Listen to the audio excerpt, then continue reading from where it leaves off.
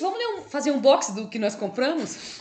Fomos no mercado, final de semana. No Rossi E tinha Supermercados. uma daquelas lá da Zona Leste. Aí tinha uma daquelas banquinhas de livro por R$10. Nós vimos Esse box. essa coisa fofa. Esse Bosch. É um boxinho com a caixa bem sem Mas não foi R$10, tá, gente? Não foi R$10. É porque geralmente esses estandes que ficam mercado, shopping, eles têm uma fabricação mais simples, não é capa dura, é luva e aquela coisa toda. É um box mais simples, claro. Aí é um box de 6 livros do George Orwell. Para quem não sabe, é o autor de 1984. É um retrato do que a gente está vivendo hoje, não só no Brasil, mas no mundo, né? Então a gente tem aqui 1984, A Filha do Reverendo, A Flor da Inglaterra, Um Pouco de Ar, por Favor, A Revolução dos Bichos e Os Ensaios do Orwell, que vem nessa luva, que é muito legal. Tem coisa enroscada aqui. Que é muito simples. Pronto. Coisa bem simplória, pessoal. Não adianta a gente achar que vai ser algo assim. Não são as capas da Thomas Nelson, né? Não é. Entendeu? Ó, incluindo o que é fascismo. Ó, é um livro bem simples, então a gente tem aqui ensaios, incluindo o que é fascismo. Fascismo que tem elementos de esquerda e tem elementos de direita. Então, quando você pensa no centro, é do nazismo que você está falando. Então, tá? Aí você tem A Revolução dos Bichos, também do George Orwell, né? Lógico. Um Pouco de Ar, por Favor, também do Orwell. Mas você não vai ler atrás para eles saberem o que retrata? A Flor da Inglaterra. Fui ignorada com sucesso? Não, amor, eu tô mostrando esses aqui primeiro. 1984 e A Filha do Reverendo. A Filha do Reverendo é um romance baseado em experiências pessoais de Orwell como morador de rua na Londres dos anos 30 e autor de 1984 e A Revolução dos Bichos. Descreve minuciosamente a vida dramática do sem-teto, sem esperança e também de uma moça sem memória, Dorothy Hare, filha única de um pastor autoritário e egoísta. Com suspense e surpresas, a obra, publicada pela primeira vez em 1935, retrata a realidade eterna da miséria. Pensa, Londres, ano 30, com aquelas ruas sem calçada, rua de barro, que chove 24 horas, praticamente 365 dias por ano, do ano, e ele ainda era um morador de rua dessa época? Complicado. Nossa. O outro é o 1984. Quem controla o passado, controla o futuro. Quem controla o presente, controla o passado. Esse é o slogan do regime totalitário implantado em uma realidade distópica. A partir dele, George Orwell concebe seu romance mais expressivo, retratando o totalitarismo amplificado na sociedade em uma narrativa que expõe os perigos que tendências nessa direção poderiam causar. Em tal cenário não há espaço para liberdades. Tudo é monitorado e controlado. O grande irmão está observando você.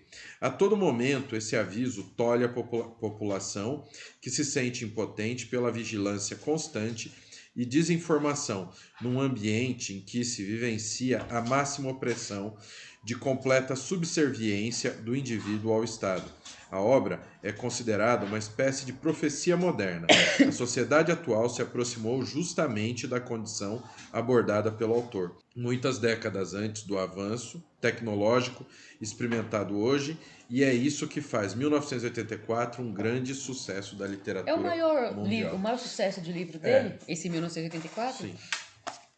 Agora, A Flor da Inglaterra. Para Gordon Comstock, a aspidistra é um símbolo da classe média inglesa. A flor da Inglaterra, uma planta que se adapta em ambiente poluído, sem luz natural e cresce desenfreadamente. O poeta frustrado, que larga um bom emprego e vive revoltado contra o capitalismo e a falta de dinheiro, pode ser um autorretrato de Orwell, o consagrado escritor de 1984 e A Revolução dos Bichos. Mais ar, por favor. Ele era inglês? Ele é. E legal, né? Inglês e de esquerda. George Orwell, o autor consagrado de 1984 e A Revolução dos Bichos, retrata nesse livro o momento em que a Segunda Guerra Mundial está prestes a estourar.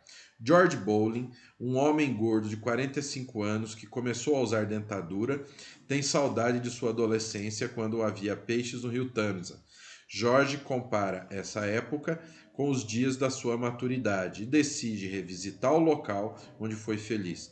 Para isso, usa um dinheiro que guardara secretamente e monta um plano para que sua mulher Hilda não saiba de nada.